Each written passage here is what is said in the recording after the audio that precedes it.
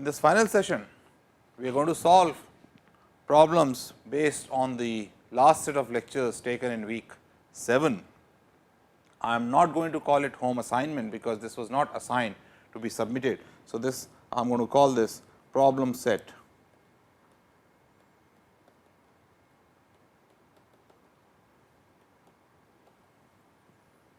And the problems in this set have been chosen to convey to you how whatever we developed can be applied in real life situations. So, to start with, in this problem, recall that we had given certain forms for waves which are traveling. So, in this problem we are going to ask of the 4 forms given, e exponential a is a constant, some constant k x minus v t square, one form, other form is a exponential I k z plus v t. Third form which is given is a sin pi x over L e raised to I some omega t, and fourth form is cosine pi x over L plus I sin pi x over L e raised to I omega t. Of these 4 forms given, which ones represent travelling wave and which one does not. So, as we had seen in the lecture, that any function of the form x minus v t or a function of the form x plus v t represents a wave which is travelling, and therefore, the first form, which is a function of x minus v t, represents a pulse or a wave which is travelling to the right. In fact, to make it better, I should put a minus sign here, so that the wave dies down as you go from the center. Similarly, the second one has z, which is distance plus v t. So, this is also a travelling wave which is travelling to the left or to the negative z direction. Third one cannot be combined in the form of x plus v t alone or x minus v t alone.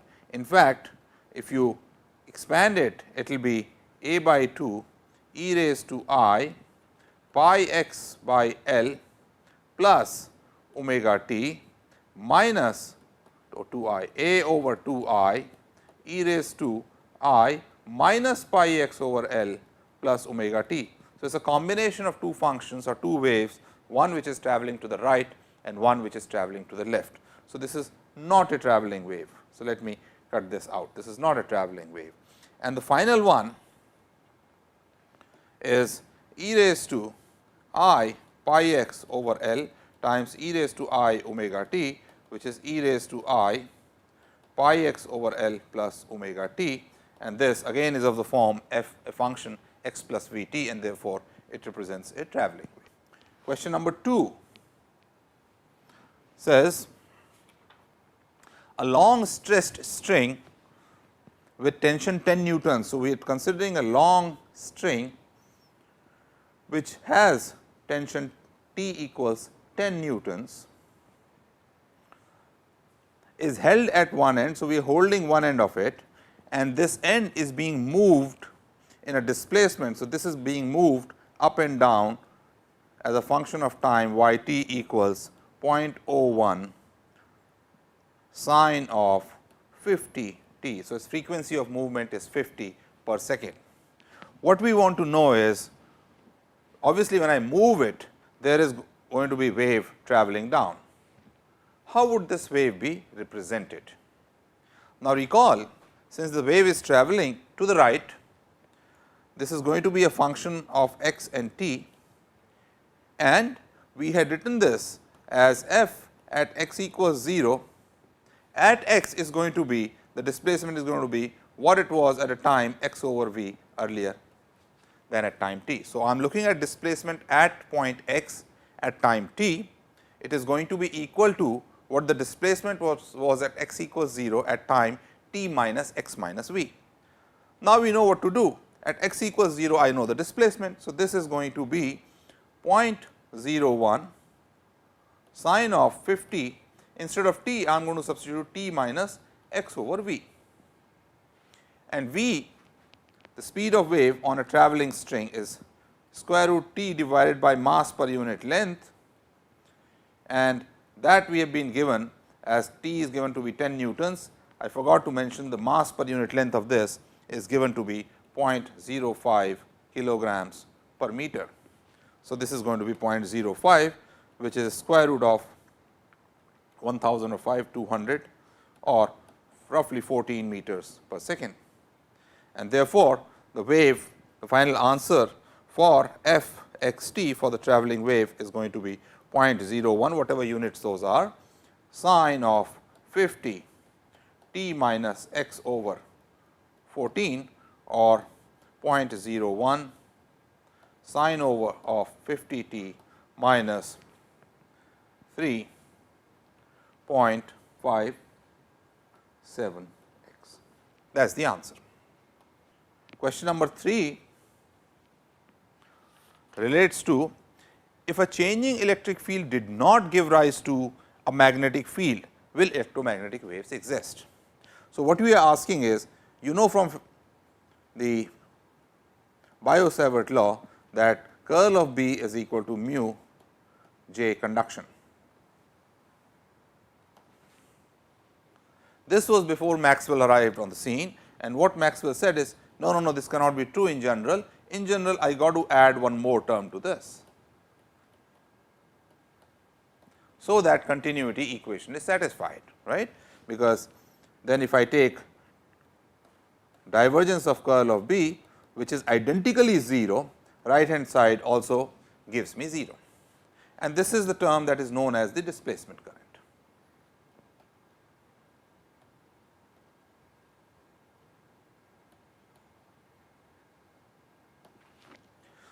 And the interpretation is that the changing electric field gives rise to a magnetic field. The question we are asking is, if a changing magnetic field did not give rise to a magnetic field, that means if a changing electric field did not give rise to a magnetic field, that means this term did not exist, would electromagnetic waves be there? The answer is no, because if you recall how electromagnetic waves arise is, we combine the Faraday's law, curl of E, which is minus partial of B with respect to t, and in free space we say curl of B is equal to mu 0 epsilon 0 partial of E with respect to t. When we combine these two by taking curl of E, which is equal to minus d by dt of curl of B, it gives me del square E gradient of divergence of E minus del square E equals minus d by dt of curl of B, which is mu 0 epsilon 0 d E dt, which is the second derivative minus mu 0 epsilon 0 d 2 E by dt square. If this term was not there, if the second equation was not there, that means if the electric field, changing electric field did not give rise to a magnetic field, this term will not be there, and therefore, I will not get a wave equation, I will not get a propagating wave solution. Recall from the lecture where I qualitatively described how E and B sustain each other in propagating space, it was precisely this term that gave rise to B, and changing B then gave rise to E, and they sustain each other. So, if this term is not there, there will be no electromagnetic waves. So, without displacement current, no electromagnetic waves. Question number 4. Solar energy that falls on earth has, so if I take solar energy falling on the earth, it has a value which is known as solar constant,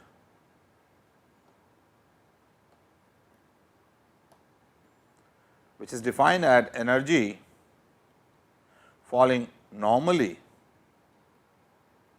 that means at an angle perpendicular to the surface of the earth at that time, per unit time, per unit area. This is roughly 1350 watts per meter square. So, what this question asks is, solar energy falling per unit time per unit area for the earth at normal incidence is about 1350 watts per meter square. What is the corresponding value of the electric field for solar radiation. I had solved a similar problem in the lectures for a 60 watt bulb. Now, we are asking for the solar radiation. So, I know that the energy per unit area per unit time or power per unit area is the Poynting vector, and its magnitude is equal to 1/2 epsilon 0 E 0, that is the amplitude of the electric field square times C, and this is given to be 1350 watts per meter square, and therefore, E 0 is going to be equal to 2 times 1350 divided by C epsilon 0 square root volts per meter.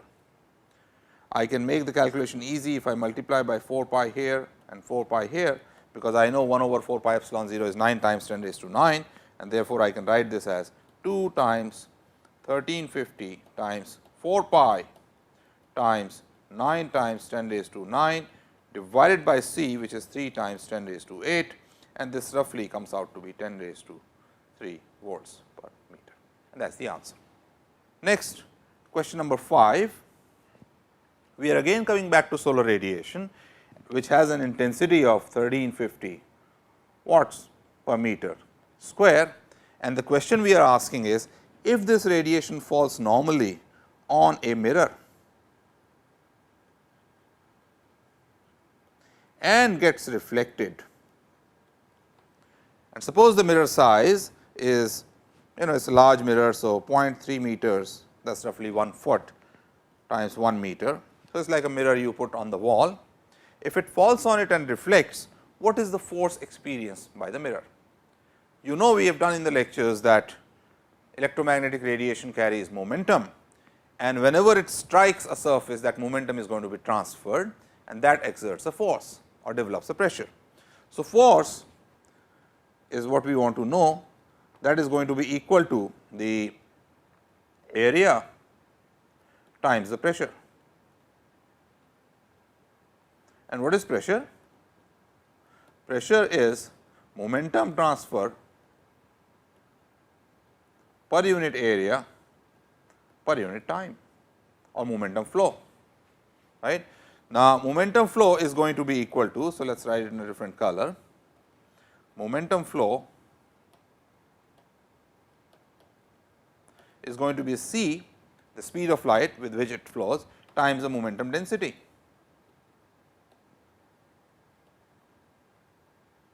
Which is nothing but c times modulus of s, we are just talking about the numbers, divided by c square, or mod s over c. That is the momentum flow. So, this is going to be the pressure if the radiation gets absorbed. If it gets reflected, then the momentum change is going to be twice as much. So, if it got absorbed, then the force would be area, which is 0.3 meters per 3 meters square, times s over c, which is 0.3 times s, we have already calculated, is already given 1350 divided by 3 times 10 raised to 8. So, this is 0.1. This becomes 135 times 10 raised to minus 8, or 1.35 times 10 raised to minus 8 minus 6 newtons. If the radiation got absorbed, suppose I had a black sheet, but it is getting reflected. So, reflection means there is a momentum coming in and momentum going out. So, in, out, and if I subtract one from the other, I get twice as much value. So, force in that case is going to be 2 times this number, which is 2.70 times 10 raised to minus 6 newtons. As I had already remarked in the lectures, the force by radiation is very small, radiation pressure is very small, as you see indeed that it is a very small number, even on a large 0.3 meters square area mirror. Next two problems are going to be on the reflection of waves on a boundary. So, I had also done, this is problem number 6, reflection of wave on a string. So, suppose there are two strings, right. Let me make the other string in a different color. Suppose there are two strings, so that there is a boundary. On the boundary, whatever wave comes in, right, suppose there is a pulse coming in, it gets transmitted and it gets reflected also. Depending on what the ratio of velocities are, it can get reflected either with the same phase or opposite phase. So, the question is, suppose a square pulse we are taking idealization where the pulse suddenly rises, becomes a constant and goes down.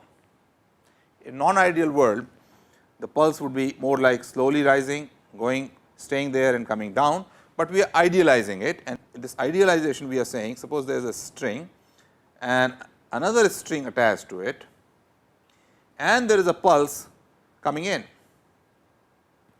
an ideal pulse, square pulse, which has a width of 1 centimeter and a height of 5 millimeters. And this comes in, and when it comes to the boundary, it gets reflected as well as transmitted. Right? Reflection comes because the velocities are not matching. And what we want to know is that what will be the shape of the pulse, of the transmitted pulse and the reflected pulse. And the velocities are given to be, for the blue string is 15 meters per second and for the red string is 10 meters per second. So, first thing very easy to calculate is the amplitude. The transmitted amplitude is nothing but 2 V 2 divided by V 1 plus V 2 y incident. This we had already calculated in the lecture. So, this is going to be 20 divided by 25 times 5 mm, and that comes out to be 4 mm. So, the transmitted pulse is going to be having a slightly less amplitude. And how about y reflected?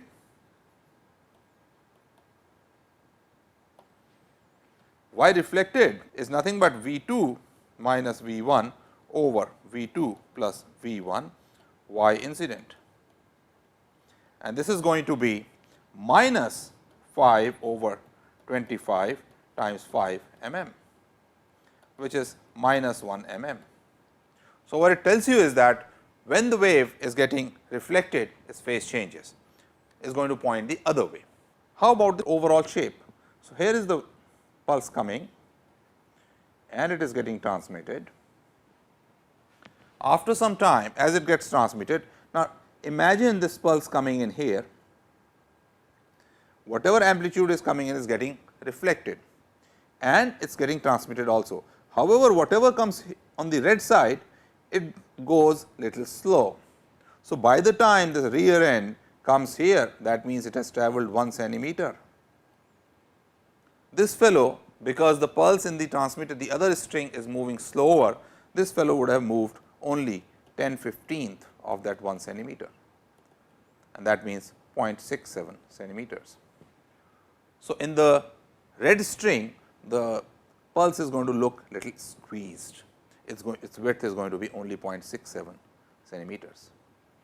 Why? Because the front end could not move that far by the time the rear end came to the boundary, and its height is 4 millimeters.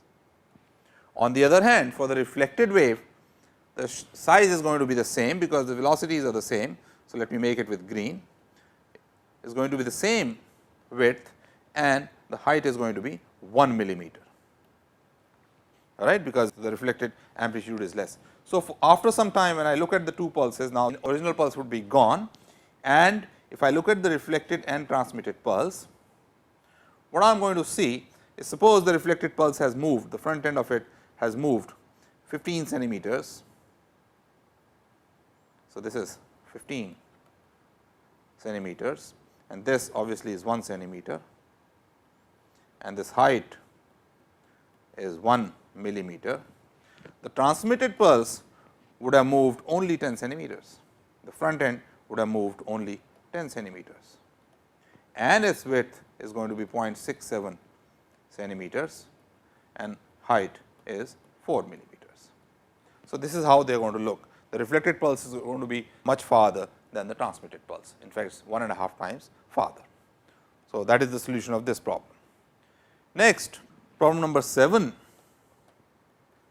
is light is incident normally on glass slab. So, I have a glass slab, right, glass slab and light is incident normally.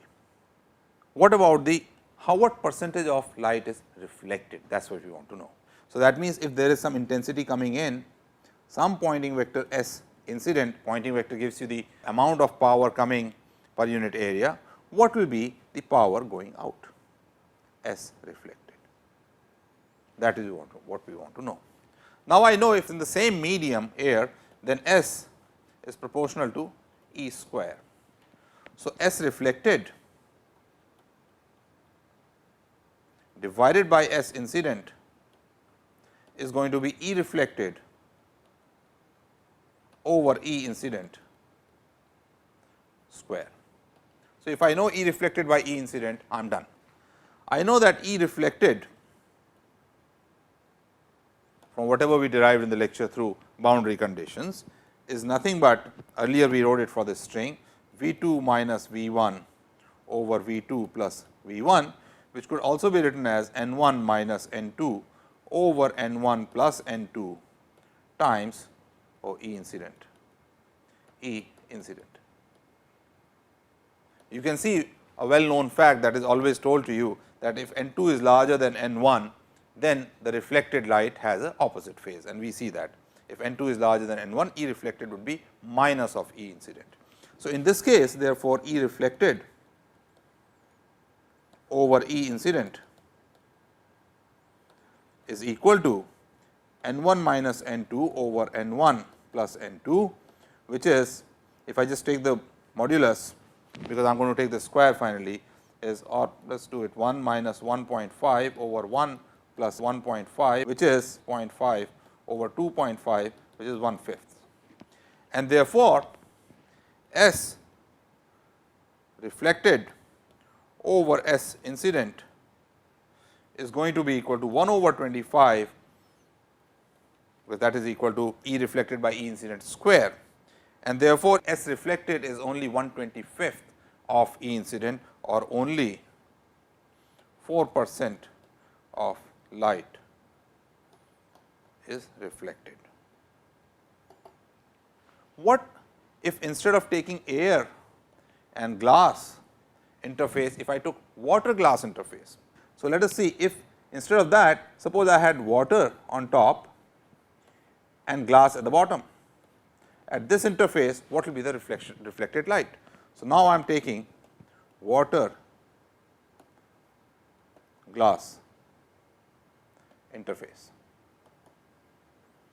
In this case, S reflected over S incident, which is again N 1 minus N 2 over N 1 plus N 2 square, will be equal to 1.33, suppose water refractive index is 1.33 minus 1.5 over 1.33 plus 1.5 square, which is 0.17 over 2.83 square, and you calculate this, this comes out to be 1 over, roughly 1 over 270.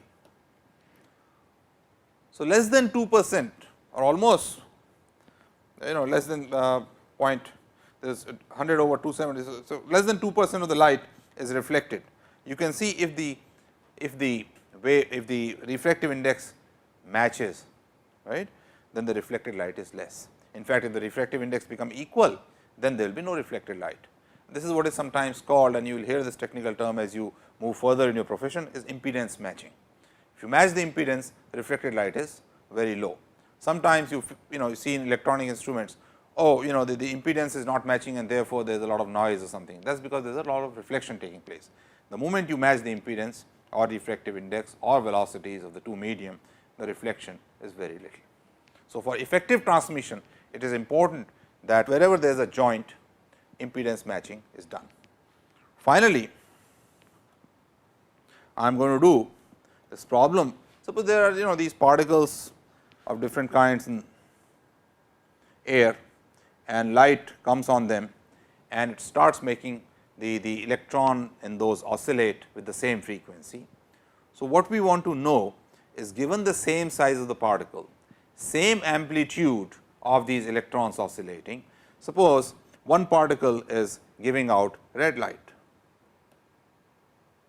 which is roughly 700 nanometers wavelength, and another particle is giving out green light, which is roughly 500 nanometers wavelength. Otherwise, these particles are the same, the amplitude of the electrons oscillating and everything is the same. What will be the difference in the power which is coming out of these particles? Right. So, in my lectures in radiation, you saw that the power coming out is proportional to omega raised to 4, if rest of the things are the same. It of course, depends on the amplitude and there are these coefficients epsilon 0, 12 and all those things, but we are not worried about that because all those things are the same. In this case, everything else being identical, the power is proportional to omega raised to 4 or it is proportional to 1 over lambda raised to 4. And therefore, power for green light is going to be 1 over 500 nanometers raised to 4 and power for red light is going to be 1 over 700 raised to 4. So, power of green over power of red is going to be 7 over 5 raised to 4, which is 1.2 raised to 4, roughly equal to 3.8. So, green light is going to come out as 3.8 times larger than red light. That much power, more power is going to be there. And this is the explanation for blue sky also. Remember, when this light is coming in the particles, it makes these dipoles and the blue light is going to be radiated much more. So, that power gets scattered much more and you see it coming from all over the place. Red does not get scattered that much. So, therefore, it comes directly to you.